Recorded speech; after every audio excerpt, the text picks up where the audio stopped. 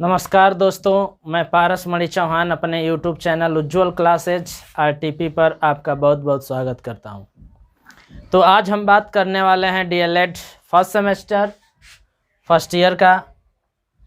जो हम लोगों का लेक्चर फर्स्ट था उसमें हम लोगों ने बात किया था कि प्राकृतिक संख्या क्या होती है। वहां पर मैंने छोड़ा था कि सम संख्या क्या होती है, विषम संख्या क्या होती है, ठीक है, भाज्य संख्या क्या होती है, अभाज्य संख्या क्या होती है। यहीं पर मैं अपनी बात को समाप्त किया था। तो आज यहीं से हम अपनी बात को शुरू भी करते हैं कि सम संख्या होती क्या है, इवन नंबर क्या होता है, ठीक है ना।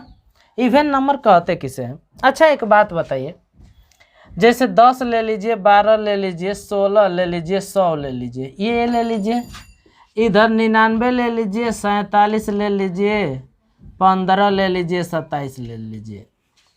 मैंने संख्याओं का दो ग्रुप लिखा है, एक तरफ भी कुछ संख्या लिखा है, एक तरफ भी कुछ संख्या।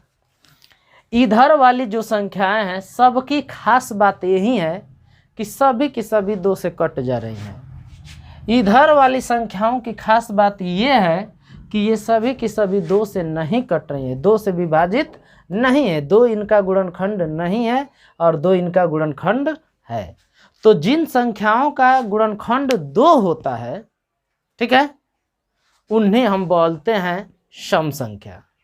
यानी कि जो संख्याएं 2 से विभाजित हो जाती है, 2 से कट जाती हैं, उन संख्याओं को हम क्या बोलते हैं, इवन नंबर बोलते हैं। और जो संख्याएं 2 से विभाजित नहीं होती हैं उन्हें हम क्या बोलते हैं, विषम संख्या बोलते हैं, विषम संख्याएं बोलते हैं, ऑड नंबर।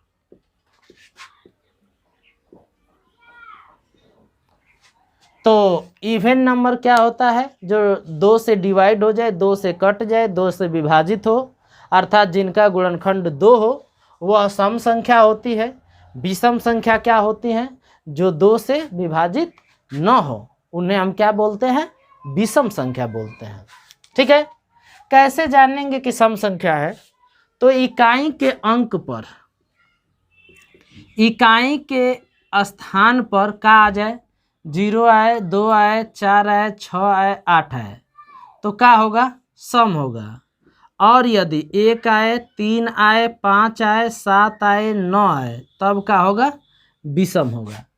तो यदि इकाई के स्थान पर 0 आ जाए, 2 आ जाए, 4 आ जाए, 6 आ जाए, 8 आ जाए, तो वह क्या होती है, सम संख्या होती है। और यदि 1 आए, 3 आए, 5 आए, 7 आए, 9 आए, तो वह क्या होती है, विषम संख्या होती है। जैसे देख लीजिए, ये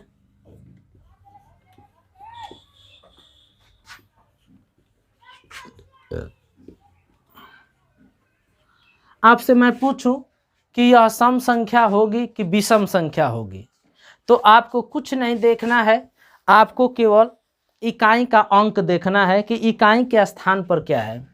तो इकाई के स्थान पर 9 है ना, तो जब इकाई के स्थान पर 9 है तो यह क्या होगी, विषम संख्या होगी। ऐसे ही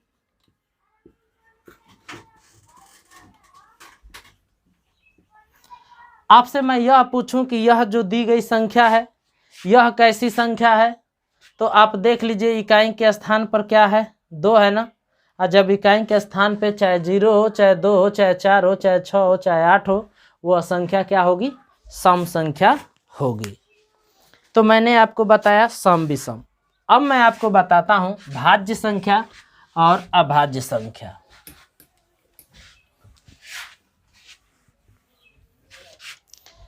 भाज्य संख्याएं क्या होती हैं, चाहे भाज्य संख्या क्या होती है। भाज्य संख्या, इसको हम यौगिक संख्या भी कहते हैं। यानी कि कंपाउंड नंबर।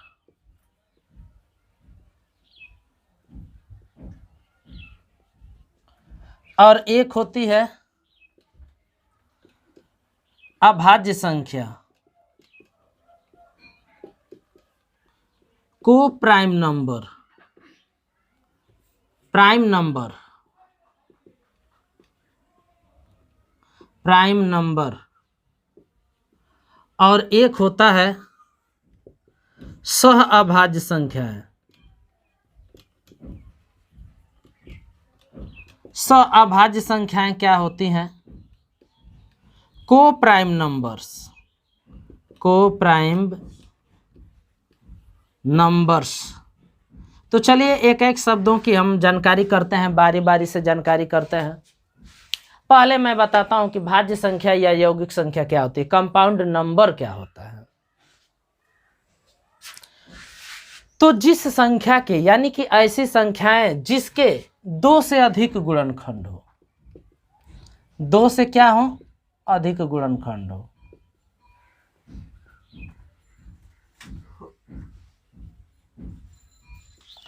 दो से अधिक गुणनखंड का मतलब उसका गुणनखंड 1 हो और स्वयं वो संख्या हो, इसके अलावा अन्य कोई तीसरी संख्या हो, तब वह संख्या क्या कहलाती है? भाज्य संख्या या यौगिक संख्या कहलाती है। यानी परिभाषित ऐसे कर सकते हैं, ऐसी संख्या जिसका गुणनखंड 1 हो, स्वयं वह संख्या हो, इसके अलावा एक और अपने आप के अलावा उसका गुणनखंड अन्य कोई तीसरी संख्या हो। या हम ऐसे कह सकते हैं कि ऐसी संख्या जो 1 से कटे, स्वयं से अपने आप से कटे तथा अन्य कोई तीसरी संख्या से कटे, तो उस तरह की संख्या को हम लोग क्या कहते हैं? भाज्य संख्या कहते हैं। जैसे 4 किससे कटेगा? 1 से कटेगा, अपने आप से कटेगा, और किसी से कटेगा? 2 से कटेगा। तो बताइए इसका गुणनखंड 2 से अधिक है कि नहीं? देख लीजिए। तो जब इसका गुणनखंड 2 से अधिक है तब ये क्या होगा? भाज्य। 9 को देख लीजिए, 1 से कटेगा 9 से, इसके अलावा और किसी से कटेगा, हाँ, तो इसका भी गुणनखंड 2 से अधिक है, तो यह अभी क्या हो गया? भाज्य संख्या हो गया। ऐसे ही 12 ले लीजिए, 12 1 से कटेगा 12, इसके अलावा और किसी से कटेगा, हाँ, 2 से कटेगा, 3 से कटेगा, 4 से कटेगा, 6 से कटेगा, तो इसके जो गुणनखंड है वो क्या है? 2 से अधिक है। ठीक है, तो इसलिए यह क्या हो जाएगा? इसलिए यह भाज्य संख्या हो जाएगा। अब हम लोग पढ़ते हैं अभाज्य संख्या। अभाज्य संख्या में केवल और केवल 2 गुणनखंड होते हैं, केवल और केवल 2 गुणनखंड हो।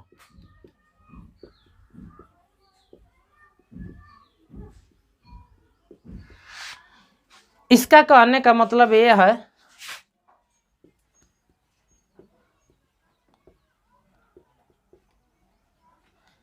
इसका कहने का मतलब यह है कि ऐसी संख्या जिसका गुणनखंड केवल 2 ही हो, यानी एक 1 हो और एक स्वयं वो संख्या हो, ना 2 से अधिक हो ना 2 से कम हो, यानी कि ऐसी संख्या जो 1 से कटे और अपने आप से कटे, इसके अलावा अन्य किसी तीसरी संख्या से न कटे, तो इस तरह की जो संख्या होती है वह अभाज्य संख्या कहलाती है।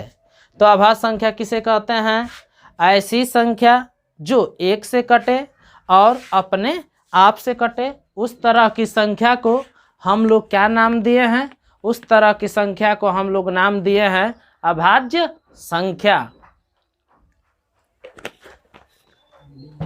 चलिए एग्जाम्पल के तौर पे देख लीजिए, जैसे 2 है, 2 का गुणनखंड क्या होगा? यानी कि 2 किससे किससे कटेगा?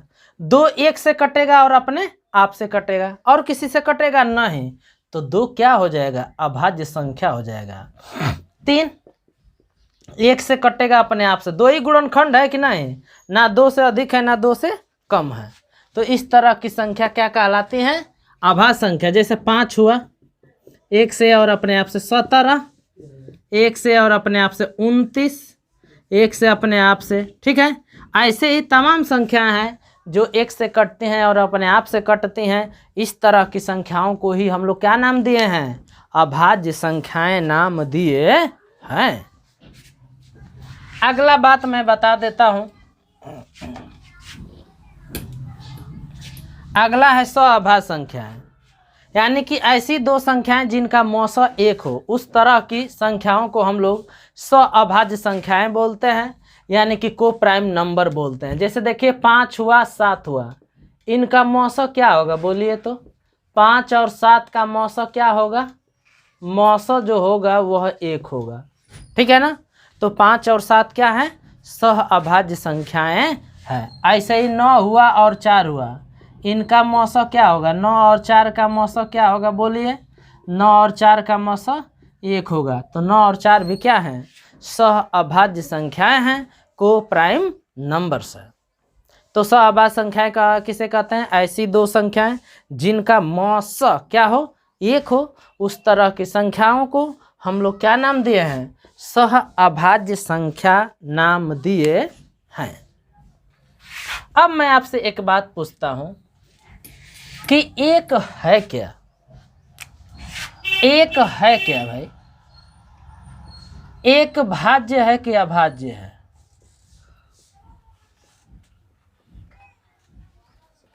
एक भाज्य है कि अभाज्य ये हमें व्याख्या करना है।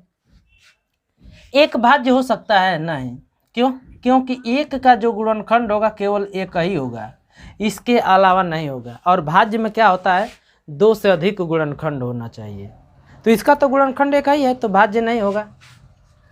अब अभाज्य होगा कि नहीं, अभाज्य भी नहीं होगा। क्यों, क्योंकि अभाज्य में संख्या का केवल 2 ही गुणनखंड होता है, ना 2 से अधिक होगा ना 2 से कम होगा।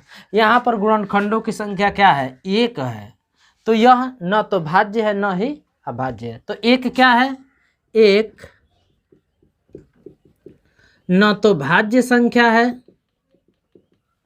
भाज्य संख्या है, और न ही अभाज्य संख्या है, अभाज्य संख्या है।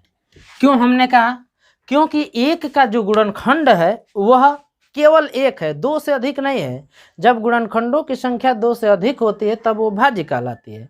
तो एक का गुणनखंड 2 से तो कम है, तो इसलिए यह भाज्य नहीं होगा। अभाज्य है कि नहीं, अभाज्य में केवल 2 गुणनखंड होना चाहिए, 2 से कम नहीं होना चाहिए, और एक का गुणनखंड केवल 1 है, 2 से कम है। अतः क्या है, यह न तो भाज्य में आ रहा है न ही अभाज्य में आ रहा है। तो हम लोगों ने सम संख्या के बारे में पढ़ा, विषम संख्या के बारे में पढ़ा, भाज्य संख्या के बारे में पढ़ा, अभाज्य संख्या के बारे में पढ़ा। हम लोग अपनी बात छोड़े थे प्राकृतिक संख्या तक। अब प्राकृतिक संख्याओं यानी जो संख्याओं का परिवार है उसको आगे बढ़ाते हैं। जो हमारा अगला परिवार है वह है पूर्ण संख्याओं का समुच्चय या परिवार, पूर्ण संख्याओं का परिवार या समुच्चय, ठीक है, यानी कि सेट ऑफ होल नंबर्स। पूर्ण संख्याएं कहते किसे हैं, पूर्ण संख्याओं का परिवार होता क्या है, ये हम लोगों को समझना है। पूर्ण संख्याओं का जो परिवार होता है उसको हम W से दिखाते हैं। और पूर्ण संख्याएं में क्या क्या आता है, 0 आता है, 1 आता है, 2 आता है, 3 आता है, 4 आता है, ये अनंत तक। यानी यहाँ से क्या पता चल रहा है आपको कि जो 0 हुआ, 1 हुआ, 2 हुआ, ये अनंत तक, ये सारी संख्याएं पूर्ण संख्याओं का परिवार कहलाती है, पूर्ण संख्याओं का समुच्चय कहलाता है। पूर्ण संख्याओं के समुच्चय को हम लोग किससे दिखाते हैं, W से दिखाते हैं। यहाँ से एक बात ध्यान दीजिए कि ये जो सारी संख्याएं हैं यह क्या है, प्राकृतिक संख्याएं हैं। यानी कहने का मतलब क्या है, कहने का मतलब ये हुआ कि प्राकृतिक संख्याओं के परिवार में यदि 0 को सम्मिलित कर दिया जाए तो वह पूर्ण संख्याओं का परिवार कहलाता है, ठीक है। तो पूर्ण संख्याओं का परिवार क्या होता है, जब प्राकृतिक संख्याओं के परिवार में, ये प्राकृतिक संख्याओं का परिवार है, जब प्राकृतिक संख्याओं के परिवार में 0 को सम्मिलित कर दिया जाता है, 0 को सम्मिलित कर दिया जाता है, तो जो नया परिवार बनता है, जो नया समुच्चय बनता है, वह पूर्ण संख्याओं का परिवार या समुच्चय कहलाता है, ठीक है। अब इस परिवार की खास बात क्या है, सबसे छोटी पूर्ण संख्या क्या है, 0। सबसे बड़ी पूर्ण संख्या क्या है, कोई नहीं, ठीक है। यानी कि कोई ऐसी पूर्ण संख्या नहीं है जो सबसे बड़ी है। पूर्ण संख्याओं की संख्या कितनी है, तो अनंत है। एक बात मैं बता दूं कि जो सभी प्राकृतिक संख्याएं हैं वह पूर्ण संख्याएं होती हैं, लेकिन सभी पूर्ण संख्याएं प्राकृतिक संख्याएं नहीं होती। क्यों? क्योंकि 0 एक पूर्ण संख्या है लेकिन प्राकृतिक संख्या नहीं है। तो क्या मैंने आपको बताया? मैंने ये बताया कि सभी प्राकृतिक संख्याएं तो पूर्ण संख्याएं होती हैं, लेकिन सभी पूर्ण संख्याएं प्राकृतिक संख्याएं नहीं होती। प्राकृतिक संख्याओं में जब 0 को सम्मिलित कर दिया जाता है तो वह पूर्ण संख्याओं का परिवार बनता है। सबसे छोटी पूर्ण संख्या 0, सबसे बड़ी पूर्ण संख्या कोई नहीं होती है। पूर्ण संख्याओं की संख्या कितनी होती है? अनंत होती है। अब मैं आपको बताने जा रहा हूं पूर्णांकों का समुच्चय। पूर्णांकों का समुच्चय या परिवार, समुच्चय या परिवार कह लीजिए। Set of integers.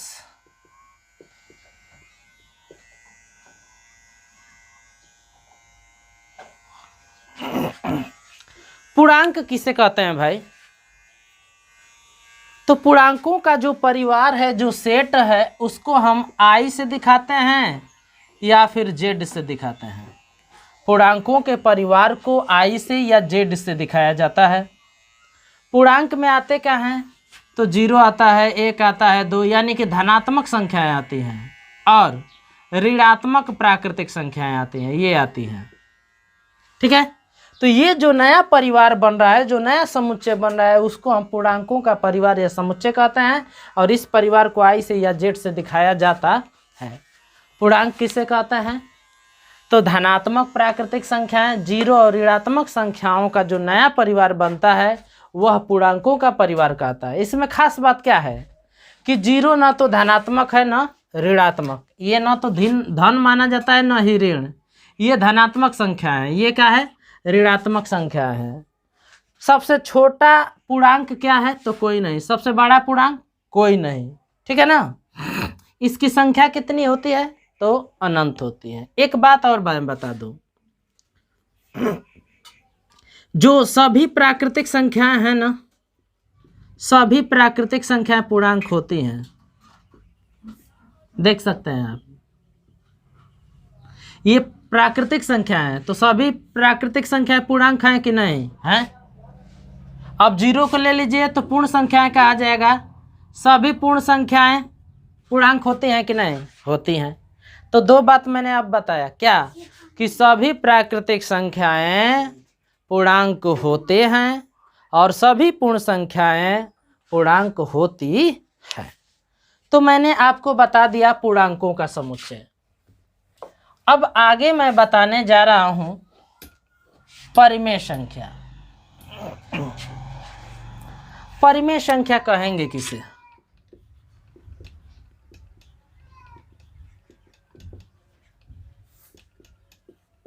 Rational number.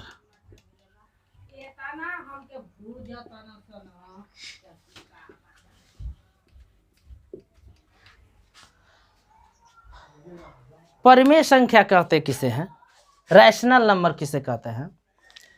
तो ऐसी संख्याएं जिनको हम P/Q के रूप में लिख सकें। P और Q क्या होने चाहिए? पूर्णांक होने चाहिए, और इसका हर जो है वो 0 के बराबर नहीं होना चाहिए। तो पूर्णांक किसे कहते हैं? वे संख्याएं जिनको हम P/Q के रूप में लिख सकें, जहां पर P और Q दोनों पूर्णांक हो और हर 0 के बराबर न हो। इस तरह की संख्याओं को हम परिमेय संख्याएं कहते हैं। जैसे देख लीजिए 0। 0 क्या है? 0 परिमेय संख्या है कि नहीं? 0 परिमेय संख्या है। कैसे? क्योंकि 0 को 0/1, 0/2, 0/3 लिखा जा सकता है। तो ये P/Q के रूप में हो गया। देख लीजिए, ये भी पूर्णांक है, ये भी पूर्णांक है, और हर 0 नहीं है। तो 0 एक परिमेय संख्या है। एक को हम 1/1 लिख सकते हैं। P/Q हो गया, अंश भी पूर्णांक है, हर भी पूर्णांक है। 22/7, 22/7 भी क्या है? परिमेय संख्या है, क्योंकि अंश भी पूर्णांक है, हर भी पूर्णांक है, और हर 0 के बराबर नहीं है। ठीक है, तो ये सब क्या हो गई? ये सब हो गई आपको परिमेय संख्या। अब आपको मैं बताने जा रहा हूं अपरिमेय संख्या। अपरिमेय संख्या, इर्रेशनल नंबर,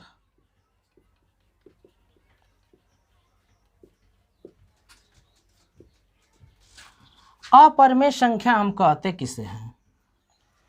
तो जिन संख्याओं को हम p/q के रूप में न लिख सकें, जहां p और q पूर्णांक हो, I फॉर इंटीजर, p और q पूर्णांक हो, q नॉट इक्वल टू 0 हो। यदि इस फॉर्म में हम नहीं लिख पाएंगे तो उस तरह की संख्याओं को हम क्या बोलेंगे?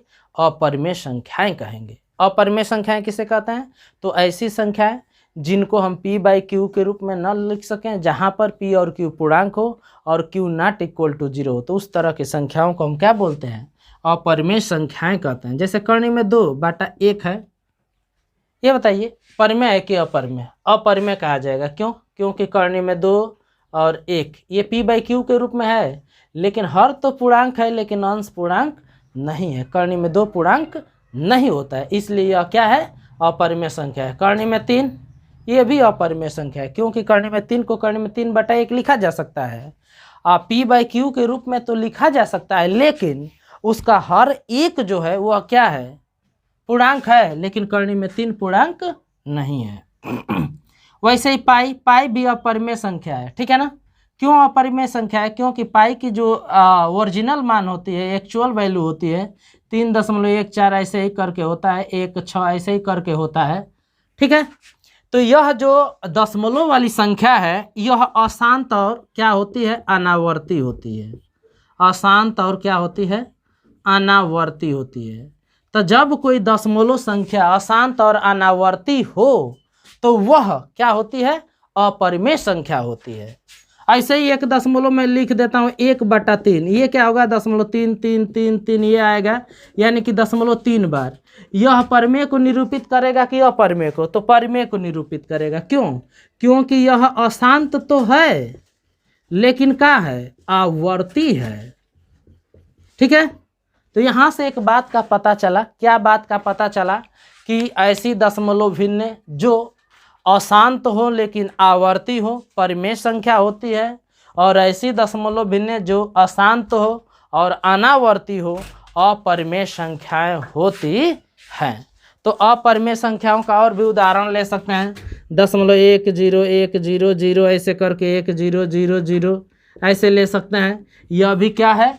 अपरिमेय संख्या ही है। तो अब मैं आपको पढ़ाने वाला हूं वास्तविक संख्या। वास्तविक संख्या कहते किसे हैं, ये सोचना है हम लोगों को कि वास्तविक संख्याएं होती क्या है। वास्तविक संख्या जैसे यक्ष कोई संख्या है, यानी कि प्राकृतिक संख्या हो, चाहे परिमेय हो, चाहे अपरिमेय हो, चाहे पूर्ण संख्या हो, चाहे पूर्णांक हो, ठीक है? अब इसका वर्ग करने पर यदि 0 या 0 से बड़ा है तब यक्ष को वास्तविक कहेंगे, और यदि वर्ग करने पर 0 से छोटा है तब क्या कहेंगे? काल्पनिक कहेंगे। यदि कोई संख्या है यक्ष, उसका वर्ग करने पर 0 या 0 से बड़ा आ जाता है तो वास्तविक कहा जाता है, और 0 से छोटा आ जाता है तो क्या कहा जाता है? काल्पनिक कहा जाता है। जैसे देख लीजिए, जैसे मान लीजिए 4 है, 4 वास्तविक है कि नहीं? तो 4 का वर्ग कीजिए 16, 16 0 से बड़ा होता है ना, तो 4 क्या है? वास्तविक। कर्णी में -4 लीजिए, कर्णी में -4 का वर्ग कीजिए, -4 आ जाएगा, ठीक है? क्योंकि वर्ग और कर्णी खत्म। -4 0 से छोटा है, 0 से छोटा है तो कर्णी में -4 क्या हो जाएगा? काल्पनिक संख्या हो गई। तो यहाँ से एक बात का पता चला कि करणी में जो भी माइनस आ जाएगा, करणी में जब भी माइनस वाली संख्या आ जाएगी, वे सब की सब काल्पनिक संख्याएं होती हैं, और बाकी क्या होती हैं? वास्तविक संख्याएं होती हैं। वास्तविक संख्याओं के परिवार को हम लोग किससे दिखाते हैं? आर से दिखाते हैं। जो भी परिमेय संख्या है वह वास्तविक संख्या है। 0 भी एक वास्तविक संख्या है। अपरिमेय संख्याएं भी वास्तविक संख्याएं हैं। परिमेय संख्याएं भी वास्तविक संख्या है। पूर्णांक भी वास्तविक संख्या है। पूर्ण संख्याएं भी वास्तविक संख्याएं हैं। और जो आपके प्राकृतिक संख्या हैं वह भी आपकी वास्तविक संख्याएं हैं। तो वास्तविक संख्या किसे कहेंगे? यदि किसी संख्या का वर्ग करने पर 0 या 0 से बड़ा आता है तो वास्तविक संख्या कहा जाएगा, और वर्ग करने पर 0 से छोटा आता है तो वह काल्पनिक संख्या कहा जाएगा। ठीक है ना। तो आज के लिए बस इतना ही। पुनः मैं एक बार आपसे गुजारिश करूंगा कि आप सब हमारे जो YouTube चैनल है उज्ज्वल क्लासेज RTP उसको सब्सक्राइब करें और इस परिवार को और बड़ा से बड़ा बनाने में अपना सहयोग करें, और बेल आइकन को भी दबाएं ताकि जब भी हम नई वीडियो बनाएं उसका नोटिफिकेशन आप तक पहुंच जाए। धन्यवाद।